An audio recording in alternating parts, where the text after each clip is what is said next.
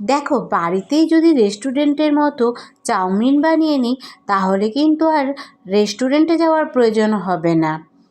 এখানে আমি গ্যাসে কড়াই বসিয়ে দিয়েছি আর জল গরম করে নিয়ে দিয়ে দিলাম স্বাদ মতো লবণ আর দিয়ে দিয়েছি অল্প সামান্য সর্ষের তেল।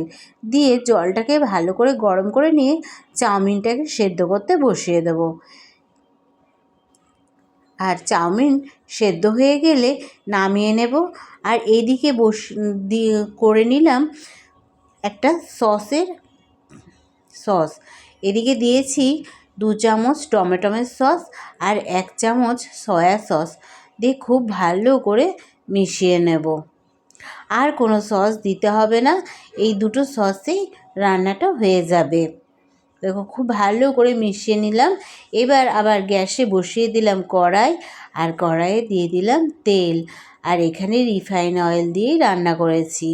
আর তেল গরম হলেই আদা, রসুন, কাঁচা লঙ্কা দিয়ে খুব ভালো করে একটু ভেজে নিলাম।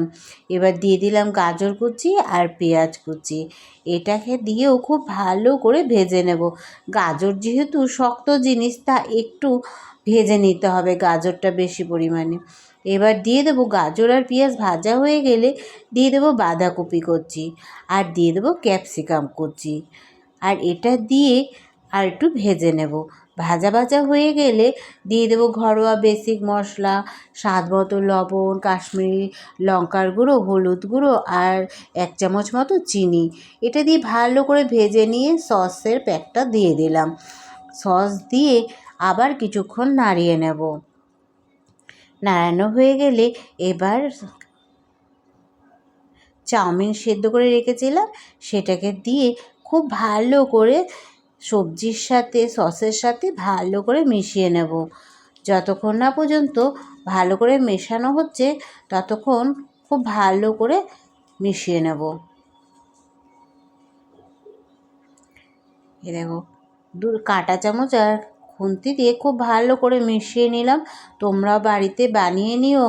আর বাচ্চারা কিন্তু এটা হাত চেটে পুটে খেয়ে নেবে।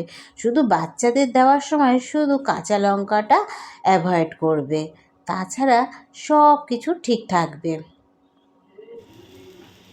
আর এর মধ্যে আমি ডিম বা অন্য কিছু ইউজ করিনি, বা মাংস, চিকেনের টুকরো কিচ্ছু দিইনি। এ দেখো, আমিও রেডি হয়ে গেল। এবার প্লেটে সার্ভ করে নিলাম আর মেয়েকে বললাম খেয়ে দেখ তো কেমন হয়েছে।